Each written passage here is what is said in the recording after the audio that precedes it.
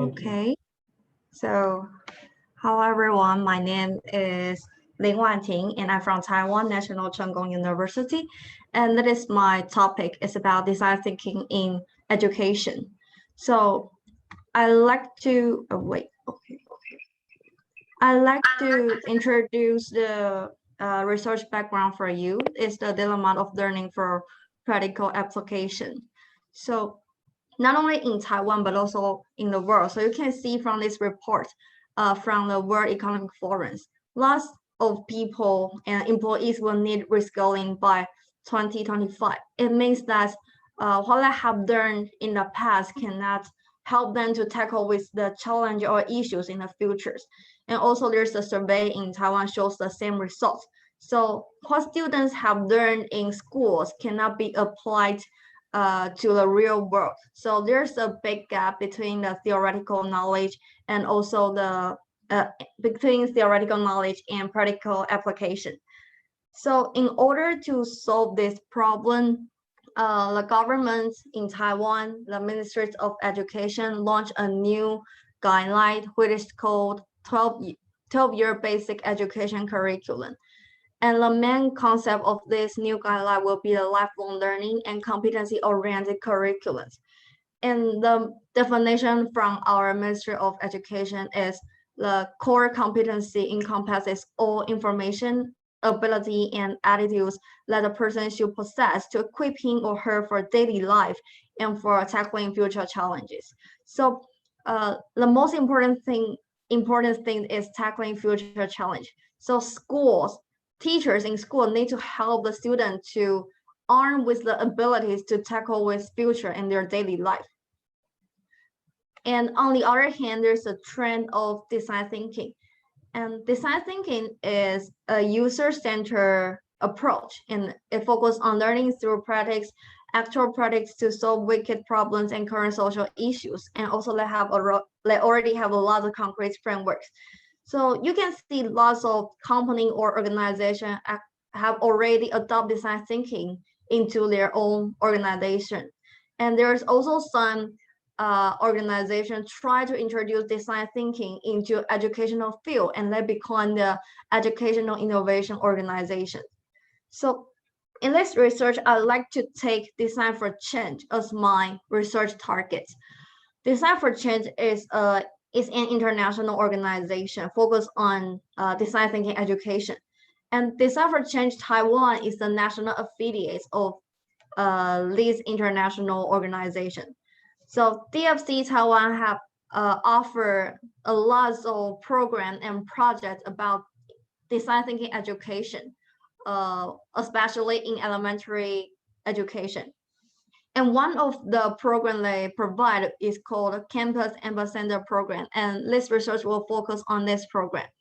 So DFC Taiwan has cooperated with one of the university in Taiwan, and they will provide a series of design thinking training program for the student teachers in that university.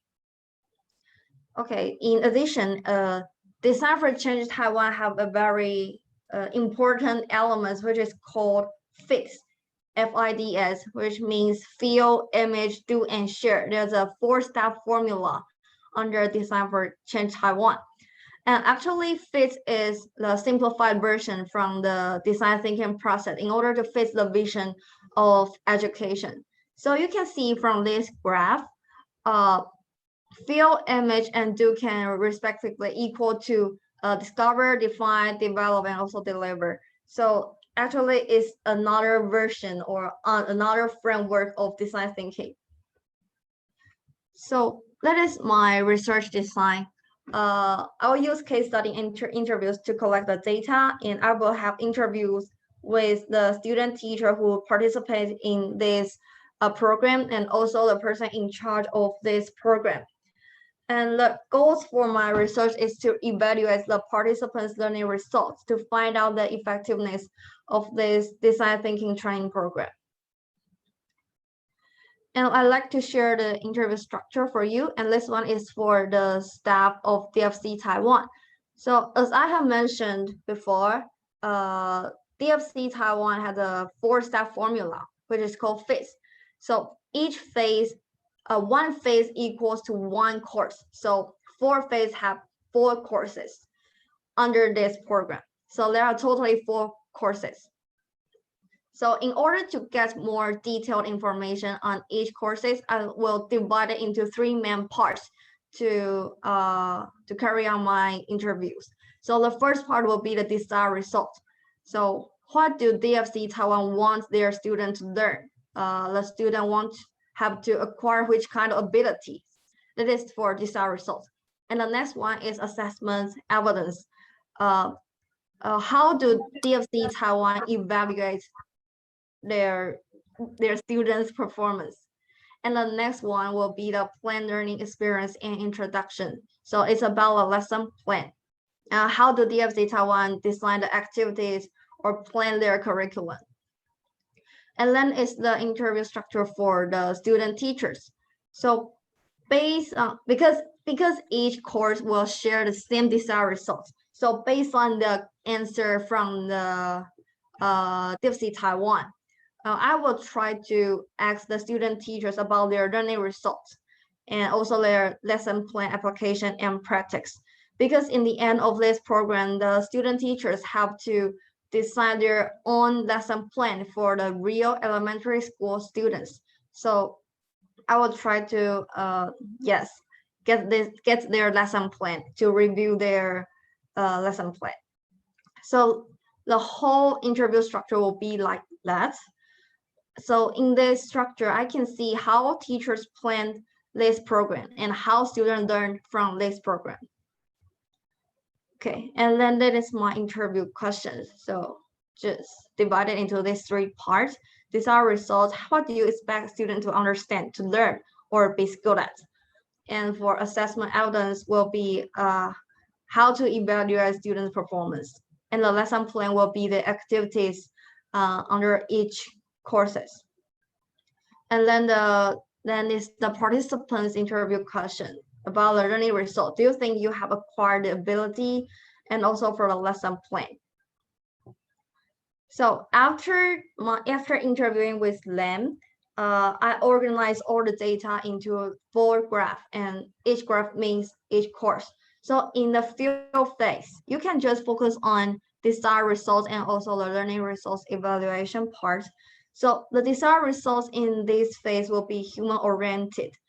And after getting the feedback from the participants, they say they have learned the concept of human-oriented. They know how to get into users' need, understand their needs, and emphasize with other situations. They think they have acquired the abilities to do the interview with users. So that is their learning results. And then for the emerging phase, the desired result will be creative confidence, creativity, and delayed criticism. And the feedback from the participants will be they enjoy the brainstorming process. And that is their first time to know what is creativity.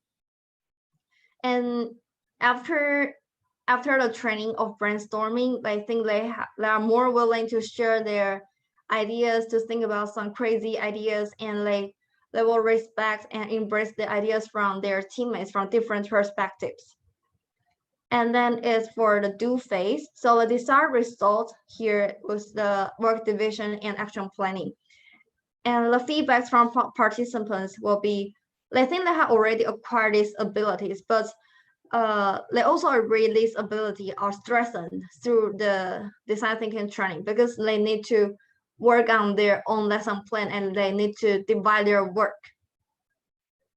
And the next phase will be the share phase. For the desired results is the expression and the tips to give a speech. And also the participants think they have acquired this ability already, but they also agree these abilities are strengthened because they need to share their feelings, share their ideas into the whole training progress. So that is my conclusion. So this research result shows affirmative responses that the participants hold a positive attitudes toward this design thinking training program.